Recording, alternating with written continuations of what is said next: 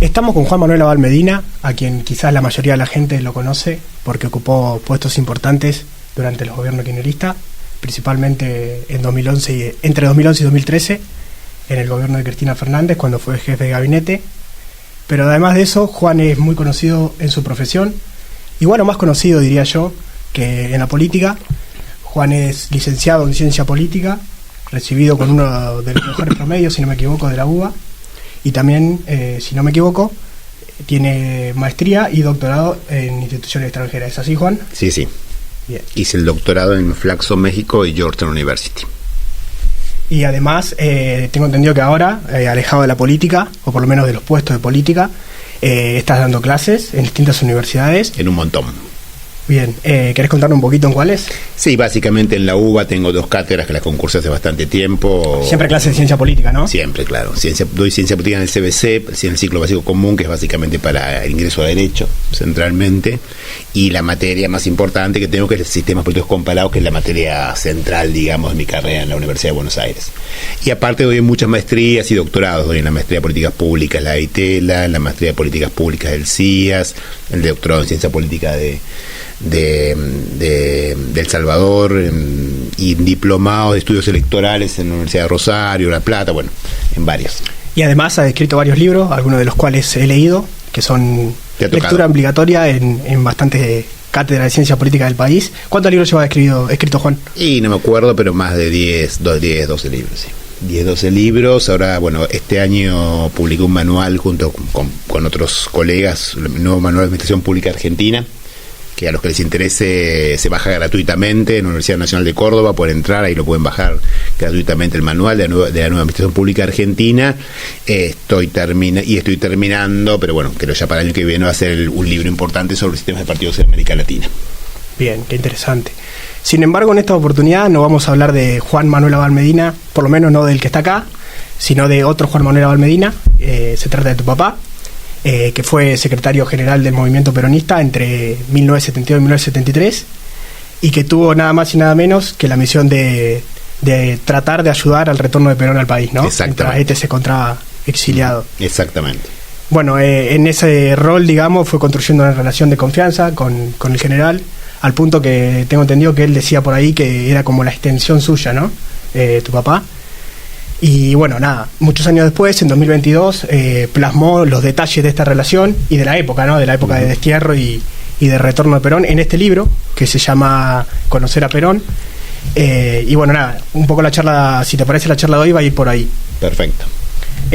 Primera pregunta, vos ayudaste, ¿no? En la colaboración del libro. Sí. Mucho, mi viejo decía de manera no muy real que era el coautor del libro. En realidad fui el impulsor y el que estuve trabajando con él, ayudándolo a sacarlo y después sobre todo también en difundirlo, ¿no? Porque obviamente mi viejo estuvo hasta sus últimos días con mucho problema de salud, no podía presentarlo y bueno, me tocaba a mí hacer las presentaciones. Anduviste por el país con el libro, ¿no? Sí, por todos lados. La verdad que tuvo un impacto muy fuerte, acaba de salir la 3ª edición de la 2ª versión, creo que es la 11ª edición ya, y el año que viene va a salir una edición en bolsillo con un precio más accesible que la que sale ahora, ¿no? Muy inesperada la repercusión. Absolutamente. La primera edición fueron 5.000 ejemplares, salió, se difundió, estamos muy contentos. Salió a fin queríamos que estuviera para los 50 años del regreso del general, después pasó. A fin de año me empezaban a llamar amigos y compañeros de todo el país: Juan, falta el libro, Juan, no consigo el libro. Yo empecé a llamar a la editorial, decían, no, imposible, debe haber, porque habían sacado 5.000, que para esta época, aunque no lo parezca, es una edición muy grande, ¿no? Y bueno, entonces casi para sacarme a mí de encima, para que no molestara más, sacar una segunda muy chiquita de 3.000 ejemplares más, y de ahí en adelante tuvieron que seguir sacando hasta ahora la 11ª edición. Perfecto. Totalmente inesperado, absolutamente, ni mi viejo ni yo nos soñamos remotamente esto, ¿no? Con decirles que, por ejemplo, el contrato que firmó mi viejo ni lo leyó y no tuvimos ningún adelanto, nada, porque era como casi que nos hacían el favor de publicarlo, ¿no? Bien. Un poco lo primero que me sorprendió... Y yo también, como venía muy de publicar muchos libros académicos donde las ventas son obviamente infinitamente menores, tampoco le dimos bola a eso, ¿no? Claro, vos venías de publicar muchos libros académicos. Claro, en lo académico uno no gana plata, digamos, con los libros. Se ganó, pero se tendría que ganar muchísimo más. Perfecto. La primera cosa que te decía que me sorprendió cuando de leer el libro es que entiendo que tu viejo tenía raíces antiperonistas en la familia, ¿no? ¿Es claro. así eso? Sí, claramente. Claramente mis abuelos eran una familia tradicional, muy católica, que nunca había estado cercanos al peronismo, y sobre todo cuando viene el enfrentamiento entre el peronismo y la iglesia, quedaron claramente en el bando, en el otro bando, ¿no? La familia de tu viejo... Un pariente nuestro, el obispo Medina, que estuvo muy cercano a la dictadura, digo, fue fuertemente antiperonista, ¿no? La familia de tu viejo tanto... que se hizo famoso, este obispo que era muy antiperonista, porque fue el famoso que se peleó con Alfonsín en un pálpito. Entonces todos se reían, porque justamente el más gorila es el que terminaba peleando con Alfonsín. O sea, los dos, sería tu abuelo y tu abuela eran católicos, eran militantes católicos de la Acción Católica. Mi abuela hasta el final, y mi abuelo también fue militante de la Acción Católica hasta el final, ¿no? También lo que extraje ahí del libro, perdón que haga tanto hincapié ahí en las raíces familiares, pero me pareció algo que pasa mucho, es que tu viejo cuenta que los viejos de él, valga la redundancia, se empiezan a moderar con los fusilamientos del Valle, ¿no? Claro. O sea que tu viejo antes, inclusive cuenta que era una parte en la que tu abuelo festeja cuando derrocan a Perón, o tu abuela... No, ¿sabes cuándo fue eso? Cuando son los bombardeos de la plaza. Ahí festejan. Mis abuelos vivían muy cerca, mi familia todos vivían por ahí por el centro, y mi abuela festeja esos bombardeos. Y ahí mi abuelo le dice, pará Carmen, son criminales. Ahí se da cuenta de la criminalidad de lo que eran los que estaban contra el peronismo, ¿no? Ahí se empiezan a moderar su antiperonismo, y después, como vos decís, de los fusilamientos y todo eso, y empiezan a tomar distancia, pero nunca se hicieron peronistas hasta bien entrado el tiempo, digamos. Y tu viejo también, inclusive empieza la militancia alejada del peronismo, ¿no? Totalmente. Mi viejo, como su hermano Fernando, militaban básicamente en lo que se llamaba el nacionalismo católico en la época. Era un nacionalismo que de alguna manera tenía vinculación con el peronismo, pero en su origen tenía más que ver como cuando Leonardi da el golpe de Estado, era ese nacionalismo católico que no tenía mucha vinculación para nada con el peronismo. Y como cuenta mi viejo en el libro, en esos años el peronismo era una mala palabra, obviamente, no solo porque estaba proscripto, sino porque las clases medias y clases medias altas eran profundamente antiperonistas. Es decir, digamos, el colegio que iban mi viejo y mis tíos, que era el Nacional de Buenos Aires, no había ningún peronista. Claro. ¿En qué época estamos más o menos, Juan, para...? Y estamos hablando de los 60s, los primeros 60s. Y ahí cuenta tu viejo también que el primer acercamiento... Fin de los 50, principios de los 60s. El primer acercamiento a algo parecido al peronismo, él lo encuentra cuando se va a solidarizar al frigorífico Lisandro Latorre. Claro. Cuando hubo una toma, ¿no? Claro, Alicia Guren, la compañera de Cook, lo lleva a mi viejo y a mi tío a ese frigorífico, cuando mi viejo tenía aquí 14 y mi tío 11, iba con pantalones cortos como usaba en la época, y de ahí se empezó a enganchar mucho con intelectuales de la época, con intelectuales como, básicamente, con Arturo Jaureche, como, digamos, José María Rosa, un conjunto de intelectuales que también venían del nacionalismo, pero sí se habían acercado claramente al peronismo. A eso tu viejo lo conoce, ¿no? Sí, mucho, a ambos mucho, ¿no? A pesar de eso... Y obviamente a Leopoldo Marechal, ¿no? Que es una influencia también muy marcada, ¿no? Mi viejo decía que era un peronista, que mi tío Fernando se definía como un peronista marechaliano. Tu viejo tenía, además de Fernando, a Valmedina, que tiene otra historia interesante que después podemos conversar. ¿Cuántos hermanos? El hermano mayor Antonio, que murió hace un par de años, era el más grande, y después tiene a dos hermanos más chicos, Mario y Pablo, que por suerte todavía viven, y mi tía, que es la más chiquita, María del Carmen. ¿Tu viejo se llevaba cuánto con Fernando? 2 años, los más cercanos, digamos. Fernando más chico. Claro. Bien. No, te decía que a pesar de esta primera acercamiento, digamos, lo que sería el peronismo, tu viejo igualmente empieza a militar en una cuenta ahí en el libro, en Guardia Revolucionaria o en una decisión... Claro. En Guardia Revolucionaria, que es una decisión de Tacuara, ¿no? Claro, exactamente. Mi viejo tenía una vinculación muy fuerte con todo ese nacionalismo católico y charlaba, digamos, tenía toda esa relación con todos estos nacionalistas católicos y también con nacionalistas profundamente antiperonistas como el cura Membiel, un ícono de todo el grupo que después armó Cabildo, digamos, de la ultraderecha argentina. En ese momento ese mundo vivía en conjunto, ¿no? Y después empieza... Por eso en esa época se le decía como chicana, como chiste a mi viejo, que mi viejo probaba que el mundo era redondo, pues se vio tan a la derecha que había aparecido por la izquierda. Claro. No, te preguntaba si él empezó a trabajar en una redacción, ¿no? Después, que tampoco tenía vinculación con laburo empezó en La Nación, acá en un medio rival de en La Nación empezaba. El primer laburo de mi viejo fue siguiendo lo que en ese momento se llamaba Deportes Raros, porque a mi viejo siempre le encantó el rugby, jugaba al rugby y vivía de seguir el rugby. Entonces, en la sección Deportes Raros lo había llevado un profesor de literatura francesa al Nacional de Buenos Aires, que es una figura fuerte del diario La Nación, y en la militancia sí empieza a trabajar fuerte, que termina siendo secretario de redacción de la revista Azul y Blanco, que la revista insignia del nacionalismo argentino. Ahí estaban todos los militares nacionalistas que permanentemente intentaban darle golpe de Estado contra los generales liberales, que también en ese proceso complejo de fin de los 60, principios de los 70, empieza a acercarse al peronismo. Perfecto. Es un proceso similar de esos sectores, ¿no? Claro, sí, por eso encontrar similitudes con otros casos. Claro. Bueno, nada, como un hito después, en 1970 se da el secuestro, ¿no?, del general Aramburu, como una especie de venganza, se conocería después en el tiempo, de los sectores de izquierda hacia quien había sido uno de los... Sí, del peronismo. En ese momento ese momento fue visto como eso. Mi tío, los que fundaron esa organización en ese momento, básicamente lo veían como lo que tenía que ver con lo que había sido Aramburu por los bombardeos, los fusilamientos de José León Suárez, básicamente el fusilamiento de Valle, ¿no? Está esa carta en que Valle, cuando Aramburu lo manda a fusilar, le dice: ojalá esto nos sirva para seguir derramando sangre en Argentina, y bueno, lamentablemente fue así, y en algún sentido también inspirados en el fusilamiento de Dorrego, ¿no? Claro. ¿Por qué Aramburu? ¿Sabes por qué? Sí, porque era el ícono más fuerte del poder antiperonista, y es el que en la presidencia había hecho las masacres más fuertes, ¿no?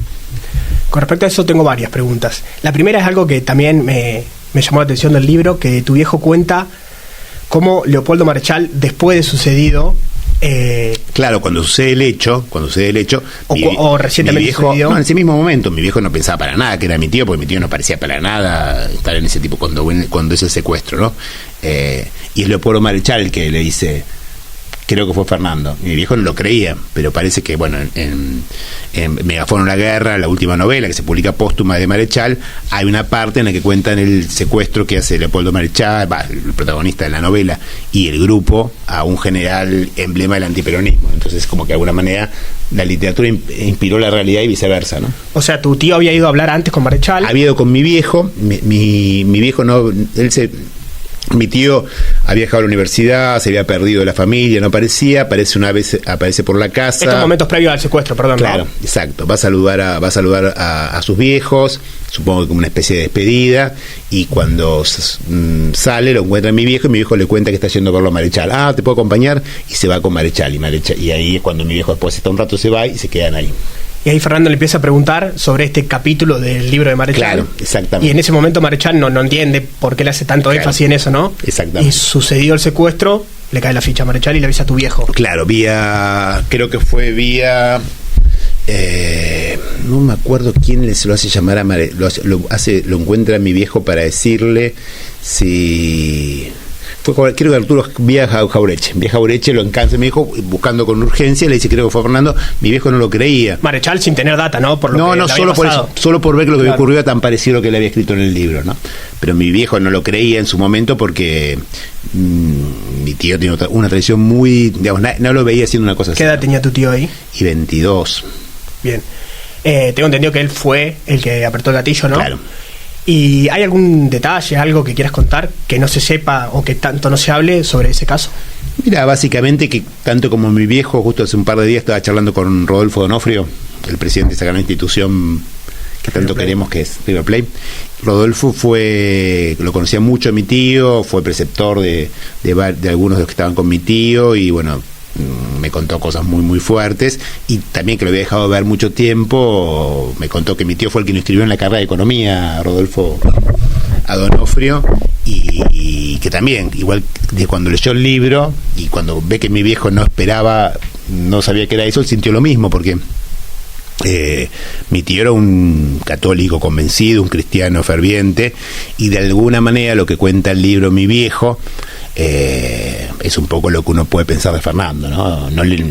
Se sentía mal por lo que había hecho. Cuentan que la última vez que lo ve muy raro mi viejo, y Fernando le dice: matar es terrible.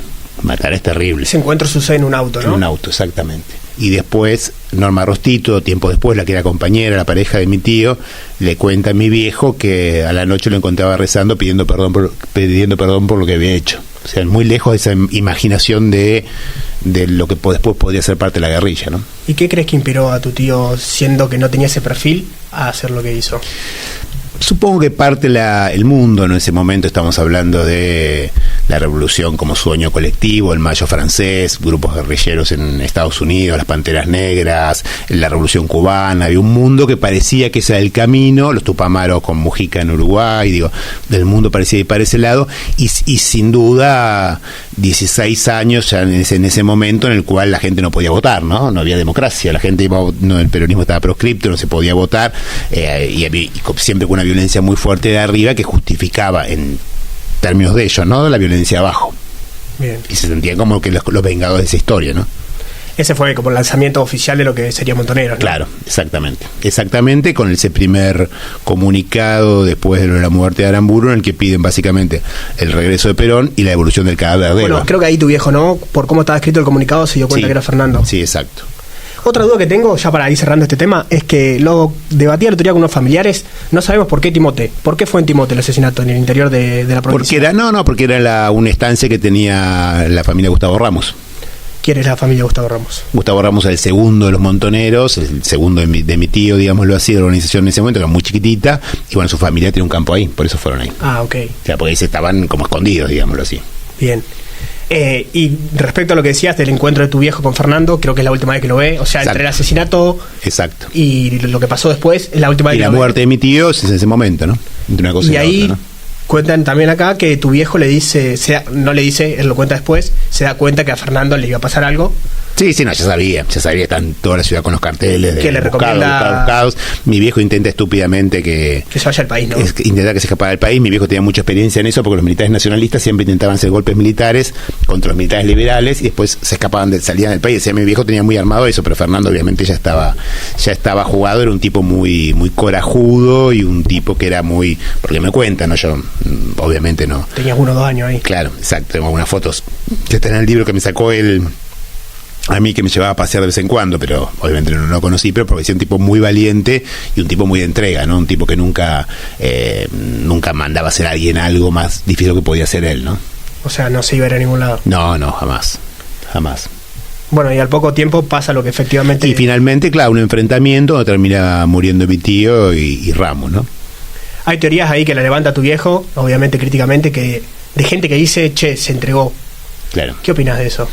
No, fue un enfrentamiento, lo descubrieron, lo vieron, estaba toda la ciudad buscándolo, no era para menos, no era el primer hecho de ese nivel. Pensemos que por ese hecho cae el gobierno de Onganía, un gobierno que un año antes había dicho que se iba a quedar 15 años. Dice que el primer 5 años del momento económico, 5 años del momento social y 5 años del momento político. Es una dictadura que venía para quedarse, era la noche de los bastones largos, una dictadura que se veía para durar muchísimo tiempo, y ya había sufrido el Cordobazo un año antes, y este hecho de alguna manera es el que hace que se caiga esa dictadura, pero la necesidad de encontrarlos era enorme, ¿no? Estaban buscando por todos lados, así que digamos, era bastante lógico que ocurriera eso, sobre todo porque tampoco la organización era una cosa muy sólidamente armada, como se ve en el libro, ¿no? Y también hay la misma pregunta que tienes hace un rato, ¿hay algún detalle, algo que no se conozca, que vos sepas? No, lo que me gusta a mí contar, porque mi viejo finalmente no lo contó, aunque lo charlamos muchas veces, es que Firmenich saca mucho después en un libro, en una revista, la revista Los Montoneros, una nota, Cómo matamos a Aramburu, realmente horrible. Una nota que no tiene nada que ver con lo que fue mi tío, absolutamente contraria a todo, porque lo cuenta con un lenguaje macabro, te diría yo.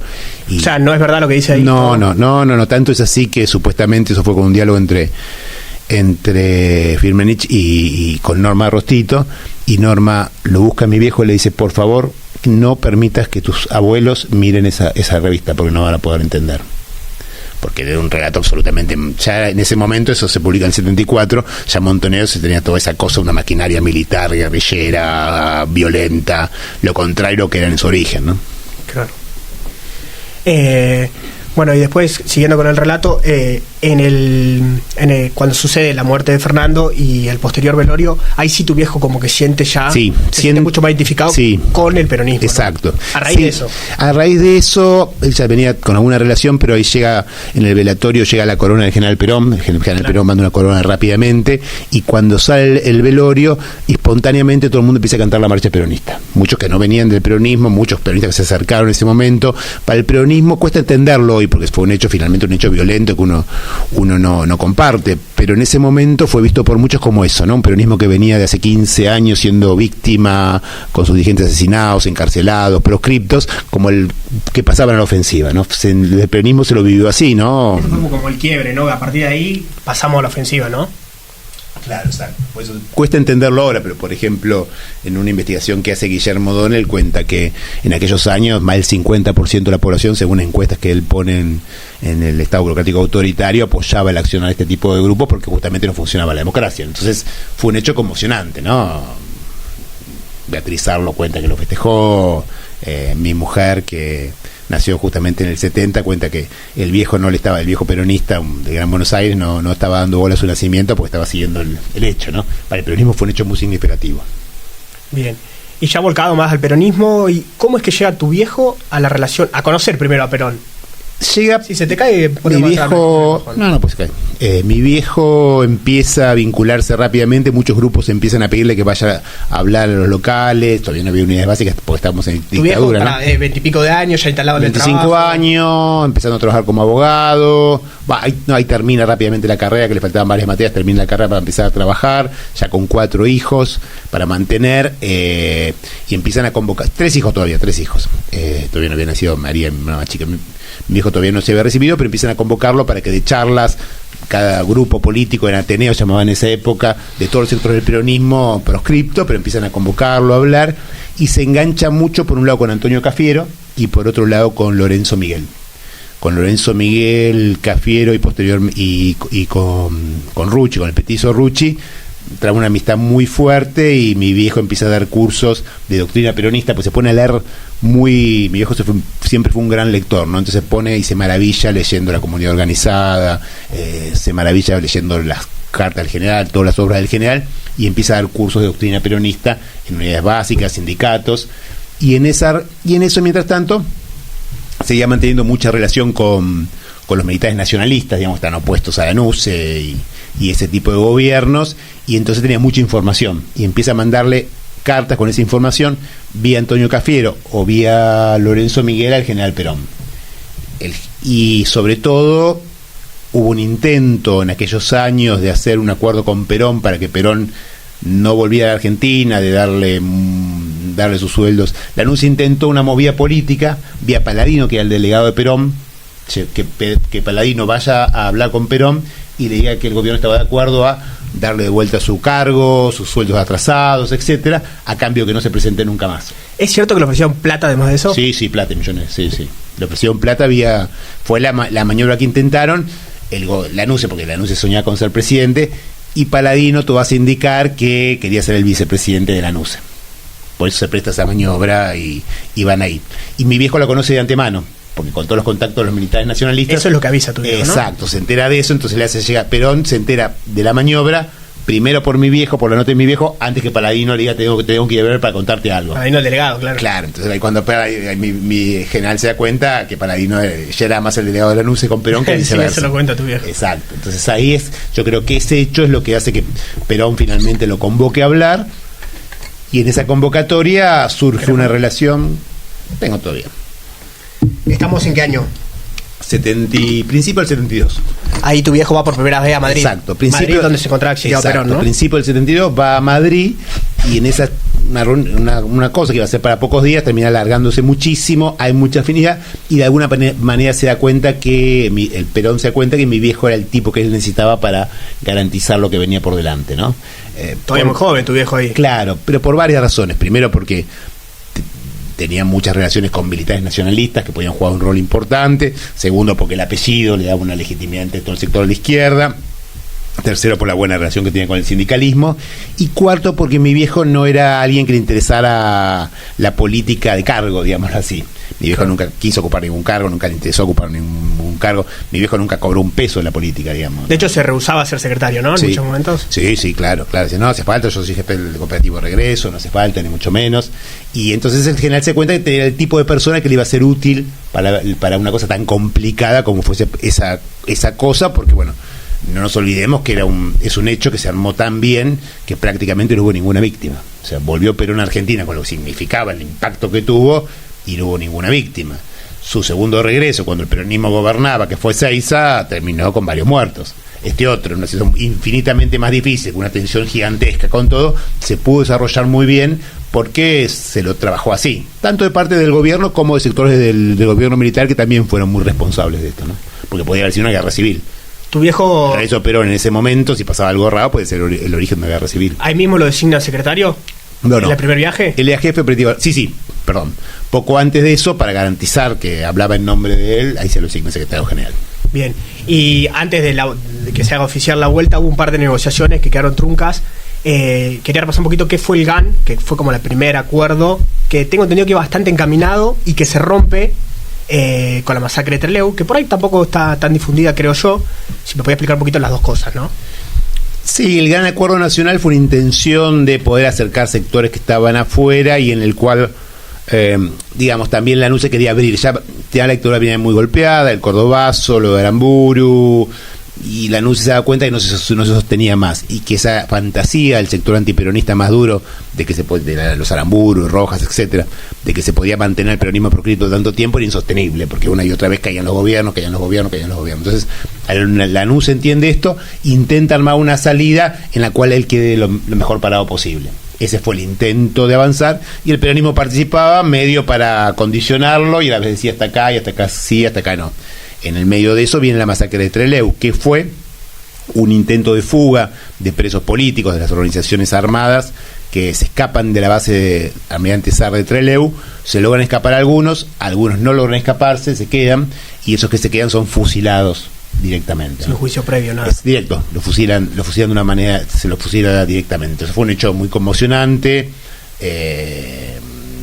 Los cuerpos son llevados a la sede del Partido Justicialista y entra la policía para secuestrarlos. Digo, un hecho de mucha violencia que fue, te diría yo, el único acto de terrorismo así de esa, porque ese gobierno no tuvo nada que ver, digamos, hay que decirlo, ¿no? Porque ahora uno piensa en dictadura militar y piensa lo que vivimos con la última dictadura militar. Las dictaduras anteriores no eran así, digamos, para que se entienda. Como la última. Para nada, absolutamente para nada. Este hecho sí, y los de Aramburu en el 55, pero en el medio esta dictadura, Onganía, la a los que quedaban vivos, no murieron de la organización Montoneros, se los juzgó, obviamente no con demasiada garantía, pero estuvieron presos, digamos, no se llevó el nivel de salvajismo de ahora, ¿no? El único hecho fue Trelew y Aramburu. Sí. Y después, igualmente, Perón vuelve a mandar mensaje con el documento de los 10 puntos, ¿no? En el que decía, valga la redundancia, 10 puntos que había que respetar independientemente de quién sea el próximo gobierno. Exactamente. Pero ahí tu viejo dice, Perón lo hace ya sabiendo que la lucha no le iba a hacer, claro. Y que él iba a volver, ya tenía que tomar la decisión de volver. Sí, ya estaba decidido. Lo que pasa es que la lucha hasta el final creyó que no iba a volver, que no se iba a atrever. Y la famosa frase de la anuncia, Perón no le da el cuero. Mi pregunta es, a raíz de esto, en general, ¿qué quería Perón para volver y qué quería Lanusse para que Perón vuelva y por qué fracasa? No, Lanusse no quería que volviera. El plan de todos los militares, históricamente, los más salvajes y los menos salvajes, había sido que Perón se muriera ahí afuera y no volviera y el peronismo desapareciera lentamente. Cuando se dan cuenta que eso no iba, digamos, cuando se dan cuenta que Perón seguía estando con poder, etcétera, ese intento de Lanusse de comprarlo, entre comillas, prometerle que le devolvía el cadáver de Eva. Acuérdense que en esos momentos el cadáver de Eva estaba secuestrado y desaparecido, nadie sabía dónde estaba escondido en un cementerio italiano, el cadáver de Eva Perón. Ese era el nivel de salvajismo de la época. En ese contexto, Perón estaba decidido a volver a Argentina, no tenía ninguna duda, porque como dice mi viejo en el libro, Perón se sentía en deuda con el pueblo. Él realmente sentía que el pueblo, con años de apoyarlo, bancarlo, sufrir, él estaba obligado a volver a estar con el pueblo argentino. Tu viejo dice también que él se decide a volver, que finalmente se concreta en noviembre, ¿no?, del 72, cuando la dictadura anuncia que no tenía más causas judiciales, ¿puede ser? No, es cuando ya se decide a volver, mi viejo como abogado empieza a revisar sus causas judiciales y ve que no había nada, que era puro humo. ¿Qué causas tenía nada. Y por qué? Todo de enriquecimiento, de corrupción, etcétera, ninguna existía. Era todo un verso, no existía absolutamente nada. Mi viejo se sorprende porque creía que alguna causa, ninguna. Y es cierto que cuando Perón está volviendo, estamos hablando de la primera vuelta, ¿no? Tu viejo tiene la misión de ir a reunirse con gente del gobierno y ellos seguían creyendo que no. Sí. Lanusse está convencido que no. Lanusse está convencido, le mandaba, decía, mi viejo, usted es una persona inteligente, no se deje engañar por... A pesar de que tenía mensaje en contrario, entonces. Sí. Pero también hay que decirlo, Perón y mi viejo le mandaban mensajes contradictorios, ¿no? También le hacían saber que no iba a volver. Sí, había... Es más, cuenta tu viejo que cuando se bajó del avión Perón, el oficial le dijo, el oficial que lo recibió, ¿no? Bueno, ya pude ir volviendo. Claro. Y Perón lo ninguneó. Claro. Sí, porque, y Perón siempre jugaba con eso, ¿no? Venía Coria, que era un sindicalista muy cercano también a Paladino, y Perón se hacía el que no iba a volver. Entonces iba con un tanguero que cantaba el que se fue y nunca más volvió. Hacían como mensajes distintos, pero la decisión estaba muy tomada, estaba todo perfectamente armado, y la idea es que podía volver, ¿no? Porque no nos olvidemos que hace 10 años antes, en el año 62, Perón había intentado volver, y el avión había sido detenido en Brasil y mandado de vuelta para España. Eso fue orden de acá, ¿no? Igual. Claro, sí, fue orden del gobierno de Ilia, que se asustó por las presiones militares y terminó exigiendo que volviera el avión, ¿no? Bien, perfecto. Qué distinto hubiera sido la Argentina si Perón, en vez de volver ya mucho más grande y con ese nivel de violencia que había en la Argentina en el 72, podría haber vuelto en el 62. Miremos lo que nos hubiéramos ahorrado. Hubiera cambiado la historia también. Claramente, sí. Sin duda, porque nos hubiéramos ahorrado toda esta sangre, ¿no? Bien. Antes de pasar a la segunda vuelta de Perón, te quería hacer un par de preguntas ya que te tengo acá, perdón. Con respecto a los orígenes del peronismo, ¿vos crees? Yo siempre pienso que si la burguesía que había antes de la llegada del peronismo, sobre todo en la década de los 40, hubiese otorgado un poco más de derechos y no hubiese sido, como dice Grimson en el libro que es el peronismo clasista, patronal, racista, ¿hubiese nacido el peronismo? Porque hay teorías que dicen, que en otros países la burguesía se abrió un poco y por eso frenó el avance de movimientos. No, el peronismo había surgido porque la voluntad de igualdad social estaba muy firme y siempre se logra con peleas. En los países donde se logró de otras maneras también hubo peleas muy profundas. En los países europeos, digamos, hubo una socialdemocracia, sindicatos que peleaban, la pelea por la igualdad social siempre es así. ¿Qué es lo particular de la Argentina? Que se hizo en muy poco tiempo. En Alemania, en Suecia, en España, en Inglaterra, fueron peleas de décadas. Durante décadas iban subiendo partidos más populares, con los sindicatos, generando. El peronismo generó un montón de derechos y un montón de igualación social en muy breve tiempo. Pero es verdad la característica que tenía, para no decir la burguesía, el empresariado de entonces, es verdad que era bastante así como se describe. Sí, pero me parece exagerado. El empresario en el mundo, cualquier empresario del mundo, por definición, está bien, no es discutible, es que quiera ganar más plata, y para ganar más plata tiene que hacerlo. Siempre el estado de bienestar se construyó en el mundo como una tensión entre un sector y otro, ¿no? Claro. Entonces no ve mucha relación entre eso. No, porque siempre la pelea por igualdad es esta. A ver, qué sé yo, si vos me decís, si hubiera seguido los gobiernos radicales, no hubiera habido una década infame y los gobiernos radicales se hubieran distribuido más, qué sé yo. Pero bueno, como fenómeno de pelea por la igualdad, estas peleas han tomado en cada país y en cada contexto un nombre distinto, pero siempre están presentes. Yo más bien me refería a derechos que después vino a implementar el peronismo, ¿no? Como el aguinaldo, ¿viste? Claro, derechos sociales, claro. Pero siempre en todo el mundo se lograron con peleas, digamos, de una forma o de otra. En Alemania, en Inglaterra, en Estados Unidos, siempre fueron peleas sociales las que llevaron a eso. Y la gente que las encarnó en Argentina fue el peronismo, pues tuvo la capacidad de hacerlo. A ver, seguramente otros antes lo hubieran intentado, pero no tuvieron la capacidad de hacerlo. Bien. Después me llamó la atención otra cosa que dice tu viejo, que también es muy discutida, que dice en el libro, para mí para el general, el socialismo nacional en Argentina es el peronismo. Claro. Y esto me hace un poco de ruido, entiendo lo de nacional, para diferenciarse del marxismo, que plantea internacionalismo. Claro. Lo que no entiendo es socialismo, porque si vamos a la definición técnica, obviamente creo que el peronismo no tiene nada que ver con el modelo económico socialista. Mi pregunta es si vos... No tiene nada que ver con el modelo económico socialista del marxista, digamos, con el comunismo. Pero no te olvides que el socialismo, lo que fue la socialdemocracia en Europa, hizo un modelo bastante parecido. Mi pregunta es esa, ¿qué quería decir con socialismo nacional Perón? Y algo muy parecido a eso, ¿no? Como la versión argentina de esa pelea por la igualdad.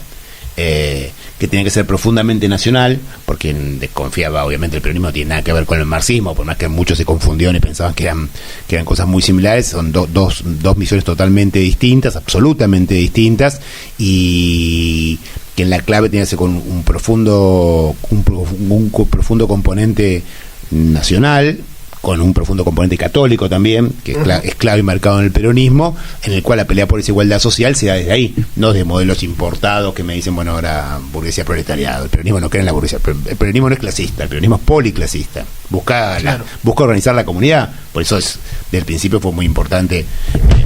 Al principio fue muy importante trabajar con empresarios, con otros sectores. El peronismo no es un movimiento clasista en ningún sentido del término. ¿Y vos, a raíz de esto, crees que hay muchos peronismos? ¿Crees que hay uno solo? También acá hay discusión, ¿no? Como ideología, digo. Yo creo que el peronismo es como decía mi viejo, ¿no? El peronismo es un conjunto de valores que nosotros llamamos banderas, y una doctrina que se va actualizando en el tiempo. Y se va actualizando en el tiempo de distintas maneras. Esta pelea por la igualdad, justicia social, independencia económica, soberanía política, son la expresión de eso, y por lo tanto se van cambiando en cada momento. No es una ideología de vuelta como el marxismo o como ¿cómo se llama? De Milei, el liberalismo extremo minarquista, digámoslo así, libertario. No es algo que está permanente, sino que se va actualizando en cada momento, y también cada actor lo lee en su forma. Por eso yo nunca creí, mi viejo menos tampoco, que hay algún peronómetro, ¿no? Que alguien puede decir quién es peronista y quién no. Digo, ¿pero crees que eso puede pasar peronista por todo el espectro ideológico, que hay un límite? Por ejemplo, vos, Menem, lo metés dentro del peronismo. Sí, no me gustó nada lo que hizo, pero ¿quién soy yo para decir que Menem no era peronista? Fue presidente del peronismo, digo.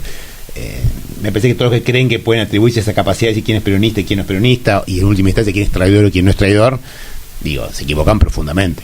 Si ni Perón lo hacía, digo, ¿quién tiene derecho a decir quién es más peronista que el otro? Digamos, uno puede gustar más un sector del peronismo, una mirada del peronismo, un actor del peronismo, pero no por eso lo puede sacar de un lugar en el cual tiene tanto derecho como uno estar, ¿no?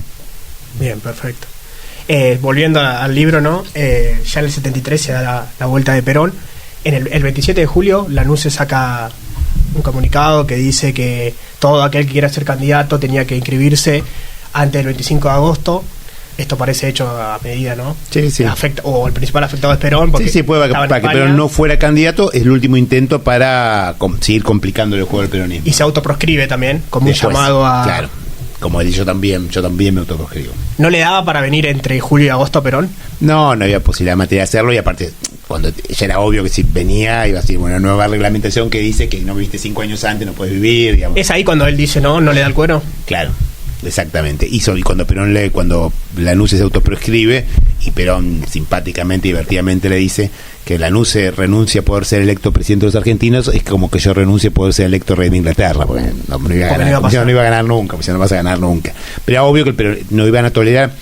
Ya, digamos, pensemos que estamos hablando de 18 años en los cuales estaba proscripto el peronismo.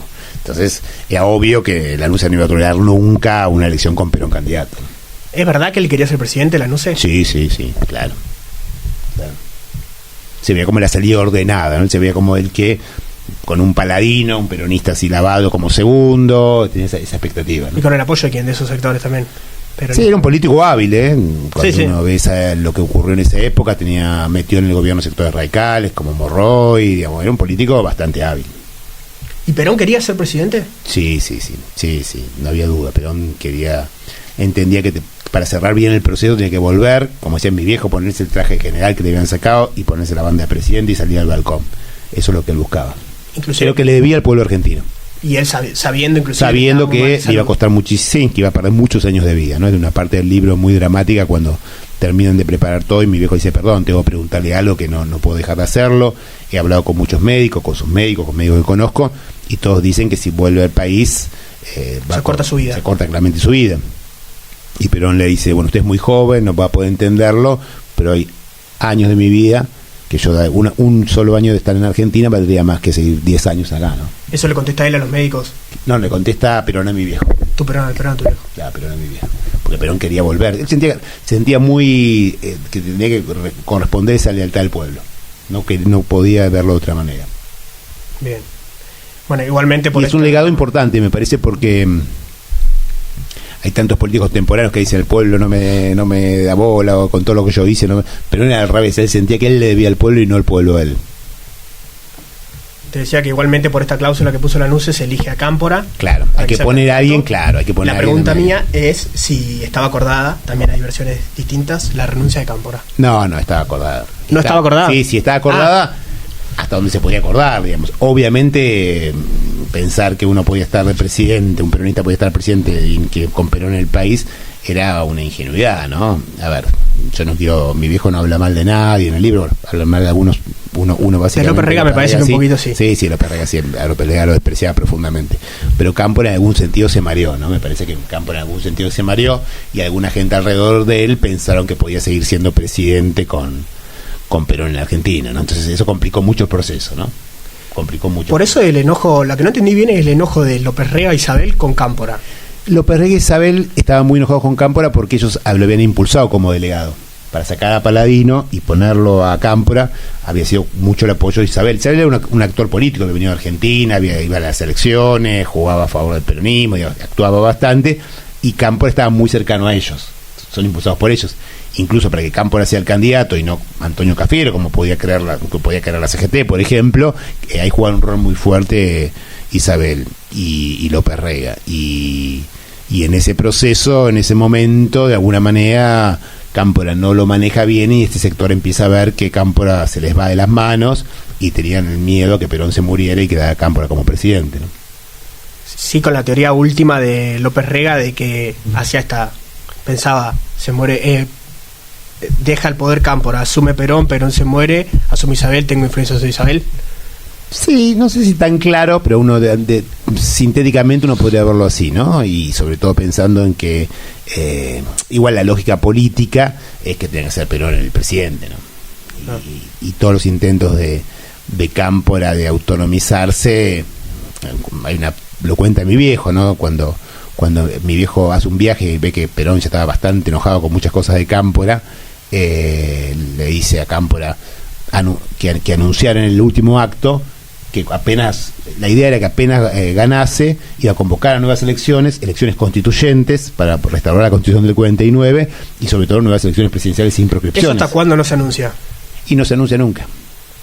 O sea, Cámpora esa campaña sin decir eso. Cámpora dice, no lo puedo decir porque eso lo pueden usar los militares para no hacer las elecciones, porque tanto miedo que volviera Perón, y en parte tenía razón, ¿eh? No es que no era solo una excusa, ¿no? En parte si él decía lo eso, podían usar para suspender las elecciones, claro. Él no lo dijo nunca. No, nunca. O sea, la gente no votó sabiendo que iba a ser presidente Perón. Cámpora del gobierno, Perón en el poder era la consigna. Pero si uno decía, Cámpora va a renunciar para que venga Perón, le podías dar excusas a los militares para suspender todo el proceso, por eso no podían tolerar nunca. Entonces, ¿y eso no se lo imaginaban? Cámpora jugó un poquito con eso, y de alguna manera mi viejo dice, bueno, está tan mal, ya está cerca de las elecciones, no van a poder pararla, anunciémoslo ahora y no tenemos más problema.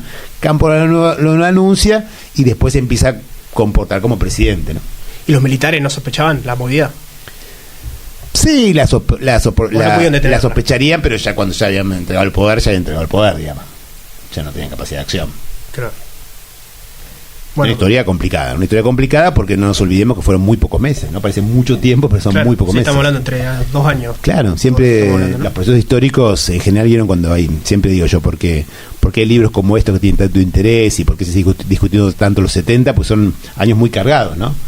Yo le pregunto a muchos argentinos que no estudian historia ni ciencia política, ¿qué pasó en los 60? Nadie tiene mucha idea.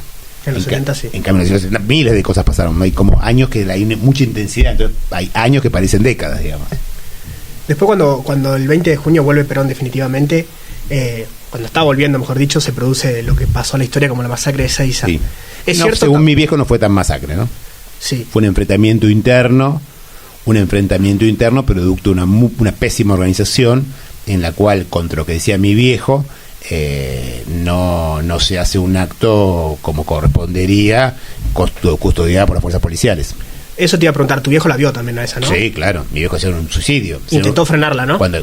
Mi viejo cuando había 2 sectores en pugna muy fuerte, la izquierda de las organizaciones armadas, la tendencia revolucionaria, y por otro lado el sindicalismo, y los sectores de la derecha con mucha... Dice, bueno, esto hay que hacerlo en el autódromo, tiene que ser el autódromo y controlado por la Policía Federal. ¿Para qué estamos gobernando? Para que esté la policía que controle, no para que sean grupos autónomos. Entonces, lo que ocurrió en Ezeiza no fue una masacre, sino un enfrentamiento armado de que todos querían llegar a estar al lado del palco para... ¿Fueron a buscar el enfrentamiento o fue una...? No, fue como, viste, en cualquier acto hoy que uno se pelea pues está adelante. Pero con armas. Y venía Perón.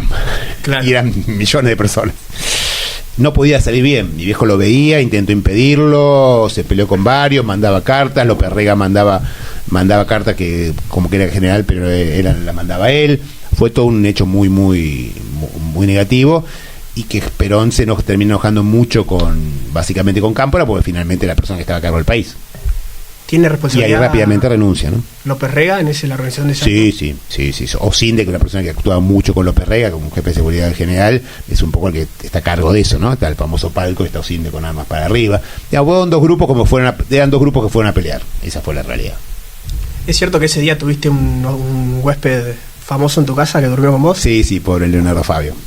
Estaba en el 6 y se fue asustado. Estaba aterrorizado. Mi viejo llega cuando se entera que lo habían.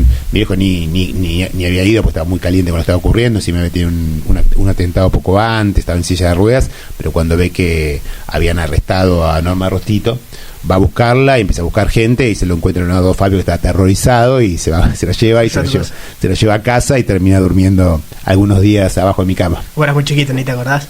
No me acuerdo. Me acuerdo vagamente, me preguntaba quién es esta persona que está acá abajo de mi cama. Ya conocido, ¿no? Ya conocido, el obvio. Sí, súper conocido. Por eso es el locutor del acto. Bien. Y tras ello, bueno, nada, empieza un poco otra vez a tensarse la relación. No tengo más, me parece. No importa. Empieza a tensarse la relación entre Perón y las organizaciones juveniles peronistas. Ya había empezado porque los montoneros empezaron durante toda la campaña electoral a ponerse cada vez más en un pie de igualdad con el general. Iban cada vez más a los actos, a veces hacían quilombo con el sindicalismo, entonces mi viejo, para que no pasara quilombos, decía a algunos sindicales que no fueran, se iban radicalizando cada vez más, con consignas cada vez más de izquierda, más duras. Mi viejo decía, tenemos que ganar la elección, no tenemos que ser, ¿no? Mi viejo empieza a intentar frenarlo, mucha bola no le dan, una consigna muy desgraciada de Montoneros y Perón, conducción, empiezan a cantar como se ponían. Ahí empiezan los cánticos, ¿no? Se ponían en pie de igual con Perón, pero encima Montoneros primero. Cuando mi viejo lo putea a Firmenich, a Pepe, encima se ponen, bueno, pero rimaba mejor. Una cosa. Imagínense cuando Perón se entera que estos pibes... se ponen primero Montoneros y Perón, conducción. Imagínense Perón cuando ve que unos pibes que están militándose 2-3 años en el peronismo se ponían en pie de igual por arriba de Perón, era obvio. Después también cuando es el gobierno de Campo nos mandan una lista con los cargos que creían que tenían, ¿no?, que estar. Actitudes muy incorrectas y finalmente, y en ese momento Montoneros lamentablemente estaba por una fusión con otra organización que se llamaba FARC, Fuerzas Armadas Revolucionarias, que eran marxistas, empieza en cabeza a volverse más marxistas. Entonces ya había un momento en el que era muy, de hecho termina medio cercano al marxismo. Sí, ¿no? Súper, sí, en discurso que dice somos una organización marxista-leninista, un disparate atómico, y que eso iba a terminar mal necesariamente. Mi viejo decía, la base para que todo funcionara es que el sindicalismo no se metiera en la JP, no se hiciera la juventud sindical peronista, y que los montoneros no hicieran la juventud trabajadora peronista. Cada uno está en su lugar.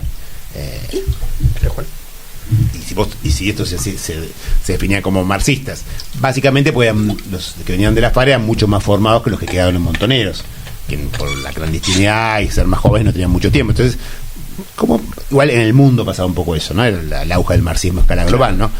Se compraron con ese discurso, y obviamente si vos tenés una definición marxista, los sindicalistas argentinos son burócratas sindicales que impiden la lucha de la clase obrera, entonces iba a terminar mal. ¿Me explicás bien? O sea, se saben muchas cosas de la pelea, la famosa enfrentamiento entre esta organización y el sindicalismo. ¿Cuáles eran los motivos verdaderos por los cuales se enfrentaban? Siendo que los dos querían la vuelta de Perón, ¿no? Y protagonismo político al principio, y la sensación que te digo, ¿no? Que estos sectores que recién entraban, que pensemos que Montoneros cuando se funda, como decíamos antes, es un grupito muy chiquitito, tiene un crecimiento muy rápido, de ser una organización de 20 o 30 personas pasa a tener 300.000 en poco tiempo, se siente como los únicos protagonistas de la victoria, y los sectores que venían peleando el sindicalismo durante 20 años por el regreso del general, obviamente empieza a haber tensión, y aparte con un sector como este que cada vez tomaba posiciones más de izquierda, distintas a la del peronismo, ¿no? Por eso fue una escala, digamos. Claro. Y el quiebre cuando sea con Ruth, con la muerte de... Perón evita la patria socialista, Perón evita la patria peronista. Uno cantaba una cosa, otro cantaba la otra, y esa es la discusión, ¿no? Claro.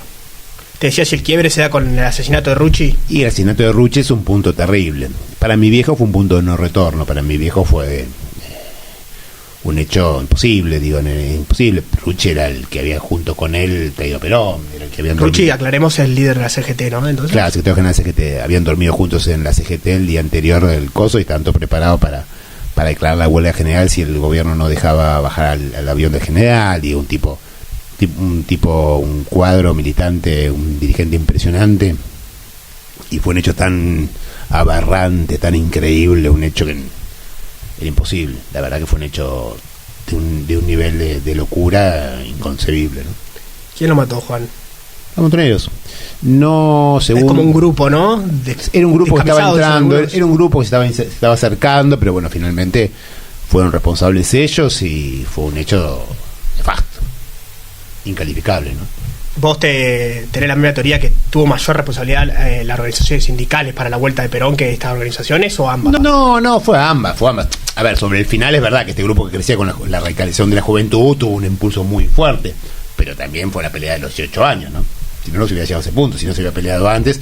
Por eso el enojo del general, el 1 de mayo, cuando todos los echaron de la plaza, y dice, che, estos estuvieron peleando 18 años, muchos de ustedes habían llegado recién, digamos, o quizás ni siquiera, claro, estaban ahora. Bueno, era como la moda, en ese momento, los 70 era la moda ser montonero, de la moda era ser parte de la tendencia revolucionaria, la moda era eso. Entonces, muchos pibes universitarios que venían del marxismo y estudiantes, y de repente se creían que eran la vanguardia revolucionaria y miraban casi con desprecio a los que habían peleado tanto tiempo, ¿no? Ya en ese acto que vos mencionás, ahí se nota el quiebre definitivo, ¿no? Un Perón muy crítico de las organizaciones. Claro, pero ¿por qué? ¿Por qué ese hecho tan negativo? Mi viejo lo explica, no lo llego a explicar tan bien en el libro, después lo contó más. Para el peronismo, el Día del Trabajo, el 1 de mayo, es un día de fiesta, no es un día de lucha. Para la tradición marxista, el 1 de mayo es un día de lucha. Para nosotros no, para el peronismo es un día de fiesta. El peronismo, en los 10 años que fuimos gobierno, era la fiesta del trabajador. Fiesta del trabajador que se reelegía la reina del trabajador. Ese hecho lo usan los montos para ir a la plaza cantando "No queremos carnaval, asamblea popular". Eso que llamaban carnaval. O sea, ya ahí fueron identificados casi como marxistas, decís vos. Claro, sí, se habían definido como marxistas, sí, se habían definido como tales. Y van a ese acto diciendo "No queremos carnaval, asamblea popular". Eso que yo entendía que era un carnaval era el peronismo. ¿Ves esa confusión, claro, en ese momento? Totalmente claro, lo que decís. Obviamente, a ver, para ser justos también, alrededor de López Rega y alrededor de algunos sectores del sindicalismo, frente a estas cosas empiezan a armar grupos, empiezan a matar gente, a tirar tiros, a violencia. No fue de un solo lado, para nada. Sí, estos estaban locos radicalizados de un solo lado, sino que había muchos grupos muy marginales que mi viejo los empieza a ver porque los conocía de sus viejas épocas del nacionalismo, que se empiezan a acercar y empiezan a hacer desmanes y generando más enfrentamiento con un lado y del otro, ¿no? Bien. En ese discurso también es el que empiezan los cánticos, ¿no? Que le dicen ahí: ¿qué pasa, general? Está lleno de gorilas. El gobierno popular. Y antes de eso, el cántico "Rucci traidor, saludos a Bandor". Rucci, o sea, estaban festejando que habían matado. Sí, y antes habían matado a otro. No, y antes te va a pasar. Te cantaban "Rucci traidor", claro. Te va a pasar. Y digo, imagínate el delirio. Te va a pasar como Bandor, ¿no? Claro, ya haberlo matado a Bandor era una locura. Fue un hecho, un asesinato increíble, no tiene ningún sentido. Ya Bandor estaba retirado de la política. Pero acusar de traidor a Rucci. ¿Quién es el que lo acusaba de traidor? ¿No? Lo acusaba de traidor, claro, a alguien que estaba al lado de Perón, que Perón quería como un hijo, digo, la locura de ese momento, ¿no? Eso Perón como que lo determina de desmoronar, ¿no? Sí, tanto el asesinato de Rucci como... Sí, pero ¿sabes que a Perón, a pesar de eso, siguió hasta el último día de su vida, y está bien contado en el libro, sí, intentando volver a convencerlos, traerlos, hubo reuniones de todo tipo, participaron un montón de... Hasta el final siguió peleando, cada vez era más difícil, pero siguió peleando por convencerlos. Fue hasta el último día de su vida. Hubo intentos hasta el final de poder... Sí, ahí lo cuenta muy bien tu viejo. Dice que bueno, él ya un poco más desplazado, ¿no? Pone a otras personas, delegados, digamos, para esta tarea, y a tu viejo a reorganizar el PJ. Sí. Esto hasta los últimos días de su vida, ¿no? Sí, hasta el final, intentando recuperar ese sueño. Y el general ya no estaba en las capacidades físicas. Si el general hubiera tenido 10 años menos, 5 años menos, o por lo menos no hubiera tenido el bajón que tuvo su última operación, que fue ya en el 73, hubiera estado en otras condiciones físicas, yo creo que podría haberlo manejado, pero bueno, llega en un momento ya con la violencia muy desatada, ya muy grande de edad y todo muy lanzado, ¿no? Claro.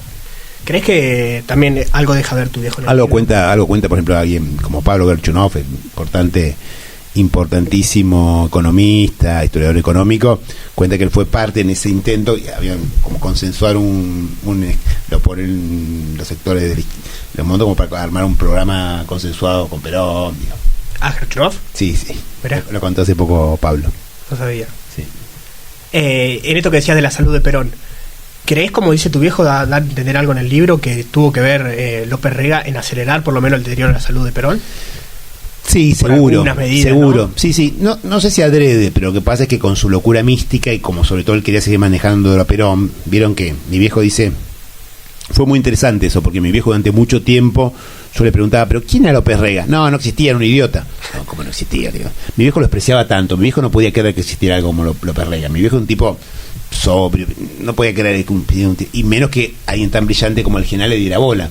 Entonces, nunca puedo decir que era López Rega, hasta que mi viejo por su propia enfermedad se dio cuenta de lo que pasa con una persona mayor cuando requiere de alguien que le traiga la medicina, que se le dio la pastilla correcta, que lo ayude a hacer pis, a vestirse, la habilidad de la humanidad. Él cuando tuvo la misma edad que Perón, ¿no? Cuando él publica el libro, tenía la misma edad que el general. Entonces empezó a darse el poder que puede tener alguien que está al lado tuyo cuando tenés tanta dependencia física de alguien. Y López Rega, como su poder era ese, lo ejercía full y por lo tanto no permitía que muchos médicos normales, que enfermeras normales. El general intentó alguna vez sumar una enfermera nueva, que lo cuenta mi viejo en el libro, pero López Rega, que la tenía muy capturada psicológicamente Isabel, termina impidiéndolo y eso termina haciendo que no haya tenido el tratamiento correcto, ¿no? Bueno, ahí se me abren varias puertas. Tu viejo cuenta en una parte que López Rega no permitió, por ejemplo, la guardia permanente donde estaba Perón. Exacto. Y si esto fue adrede... El gran médico de mi viejo, el gran médico Perón, que era Jorge Tayana padre. Jorge Tayana padre, el padre de Jorge Tayana actual, ¿no? Actual, exacto. ¿Puede haber querido que se muera Perón? Por no permitir, como no le permiten viajar a Paraguay cuando ya todos le decían que ese viaje no se hacía. No lo vamos a ver nunca, ¿no? Quizás si aceleró eso para que ya tenía controlado a Isabel para ser el poder fuerte... O esas cosas las hacía solamente de celos para, no, yo lo manejo. Puede ser, la verdad que nunca nos terminó de quedar claro ni a mi viejo ni a mí, pero en los hechos fue esa figura nefasta que contribuyó a la muerte prematura del general, ¿no? Claro. Sí. Bueno, finalmente el 1 de julio fallece Perón, y al respecto de esto te quería hacer un par de preguntas sobre qué opinás que hubiera hecho Perón si continuaba en el poder. Dos cosas básicamente para no hacerla larga. Primero, es verdad que estaba preparando una gran reforma, un gran plan y que lo quería hacer a través de la reforma de la Constitución. Sí, la idea de la reforma de la Constitución era básica. ¿Por qué? Porque la reforma está divertido, pero interesante. Justo antes de sacar esta edición, que está acá en los anexos, descubrimos con mi viejo las actas de la dictadura militar. La dictadura militar argentina, la NUS y todo, era bien burocrática, entonces anotaban exactamente todo, tal dijo tal cosa, tal pidió permiso para ir al baño, tal están dijo, atrás, ¿no? Acá sí. Están todas. Sí. Y entre eso, en un momento la Junta Militar convoca al presidente de la Corte Suprema, dice, no, porque que es el tema, el de la Corte Suprema dice, bueno, perdón, no sé si decírselo, esto queda anotado, ¿no? Pero la única constitución legítima era el 49. Claro. Porque la otra fue la 53. Eso había hecho como una enmienda, ¿no? Claro, pero sin ninguna legitimidad. Claro. Golpe militar, en el medio llaman a constituyente, ¿entendés? Entonces, la constitución legítima era el 49. La idea del general y mi viejo que había trabajado mucho eso, era de vuelta. Cámpora gana, llama a elecciones para presidentes sin proscripciones y una reforma constituyente. Se pone la reforma con modificaciones que pongan los radicales, digamos, hay una idea como tenía el general muy fuerte, unidad nacional, ¿no? Entonces el plan era ese, sin duda. Y respecto a ese plan, ¿qué tenía diferente a los primeros planes del peronismo pasado, digamos? No, y de vuelta, como decíamos, cuando yo te decía al principio, era un peronismo adecuado a los momentos y un general que sobre todo, lo más importante de todo, que había entendido que la Argentina, si no lográs la unidad nacional, no va. Por algo lo más importante que dijo el general cuando volvió a Argentina, dijo, o sea, no es más para un peronista no es mejor peronista, sino para un argentino no es otro mejor que otro argentino. Por eso se abrazó con Balbín, digo. Él entendió, o sea, iba a dar más espacio a otros sectores. Todo, claro. Con todo el enfrentamiento interno se había llevado a la locura. El peronismo había gobernado y por su forma de gobernar había hecho que muchos sectores estuvieran totalmente al margen, vinieron los otros, dejaban al margen el peronismo y el país crecía la violencia. El general fue el primero a entender que si no hacemos de verdad una unidad y nos aceptamos entre todos y construimos un gran consenso, no se va a poder hacer eso. Es un peronismo muy distinto, ¿no? Claro. Lo que sí no entendí, tu viejo, con respecto a esto, tu viejo dice en una parte, el Perón que volvió fue el mejor de todos. Claro. Salvo que el liberalismo conservador no le dejó aplicar su plan. ¿A qué se refería con eso? No, se refería a todo esto, ¿no? A los momentos que hubo ahí de sectores que lo dejaron, que recién podía gobernar sobre el final. Y también fijar lo distinto que hubiera sido la historia si Perón podría haber sido electo presidente el 5 de mayo. Se asumía ahí, claro, sin campo en el medio, ya no había quilombo interno, él frenaba la violencia. Más espacio de vida para él también, ¿no? Claro, totalmente. No entiendo igual a qué sector se refería con liberalismo conservador. Y todos los que soñaban la camarilla militar, parte de los todos los que soñaban que Perón se muriera afuera y listo, ¿no? Que se iba a terminar muriendo, el peronismo desaparecía. Y los que retrasaron la vuelta. Claro, retrasando la vuelta, con esta locura que casi le sale, digamos, pero que terminó generando un baño de sangre terrible, ¿no? Y por último te quería preguntar, ¿cómo crees que hubiese seguido la relación con las organizaciones juveniles más radicalizadas? Hace poco viste que se filtró, no sé si hace tampoco un periodista que dice lo hubiera matado a todos. ¿Qué opinás de esas cosas? No, un disparate. El general siempre quiso combatir con la ley. Por eso justamente después del el salvaje atentado al régimen de Azul, que es el ERP, que no casualmente fue al régimen de Azul, porque el régimen de Azul era el de los sectores nacionalistas, no más cercanos al peronismo, y el ERP hace ese atentado matando gente y en democracia. No tiene, ¿cómo ibas a justificar eso en democracia? ¿Eso provoca la remoción del gobernador? ¿Puede ser? Y es una de las cosas que provoca la gobernación del gobernador. Aires, ¿no? Y sobre todo viene la famosa que Perón dice hay que endurecer el Código Penal. Vamos a poner más duro el Código Penal contra los que vayan contra el orden democrático. Y es ahí cuando muchos de los diputados de los montoneros renuncian en contra de esa reforma del general. El general quería combatir, digamos, si había guerrilla, había que combatirla con la ley, punto. O sea, vos lo desvinculás de absolutamente, otra teoría que dicen, totalmente. Ejemplo, hay teorías que dicen que está vinculada a la creación de la AAA. Sí, un disparate. A ver, el general Perón, todos lo saben esto, en el año 55 la mayoría del ejército estaba del lado del general Perón. Él decide, elijo el tiempo y no la sangre. Imagínate si en ese momento histórico que había gente que te había bombardeado la Plaza de Mayo matando 300 personas, igual el general dijo no quiero derramar sangre, imagínate si iba a ser haciendo gobierno. Un disparate. Aparte el general Perón era institucionalista, era un militar, iba a combatirlo usando la Policía Federal, las fuerzas reales. La AAA eran los sectores marginales de la derecha vinculados a López Rega, al Ministerio de Bienestar Social, que eran parte del quilombito interno de la... O sea, eso es López Rega. Claro, claramente. Bueno, Juan, de mi parte te agradezco mucho. No, por favor. Podemos hablar años y años de este tema, pero me apasiona. El libro, te felicito por el libro, está muy bueno. Gracias. Así que nada. No, mi viejo quedó muy contento, la verdad que... Porque él, ¿qué sentía siempre? Sentía como que nos faltaba un Perón. Que el tercer Perón estaba olvidado, ¿no? Para algunos... Dos grandes leyendas, ¿no? Para algunos, pero muy parecidas en sí. Para el sector para más bien la izquierda, Perón había usado a los jóvenes idealistas y cuando volvió los mandó matar. Claro. Para la derecha, Perón era muy sabio y vinieron infiltrados, salvajes, marxista-leninista, y Perón valientemente los mandó matar. O sea, nos presentaba un Perón violento, un Perón, por eso decías, la fantasía que creó la AAA o la fantasía de que, o sea, siempre un Perón muy distinto al que realmente hubo, que fue este Perón, el mejor Perón, no por una cuestión de valorativa, sino porque era el que más había aprendido y había estado años viendo el mundo, entendiendo el mundo. El Perón que en el año 72 mandó una carta a la primera cumbre de jefe de Estado hablando del cambio climático. Del cambio climático, sí. Todos los argentinos acá decían, está loco. ¿Qué le pasó? Está cagado. Mira, habla del cambio climático.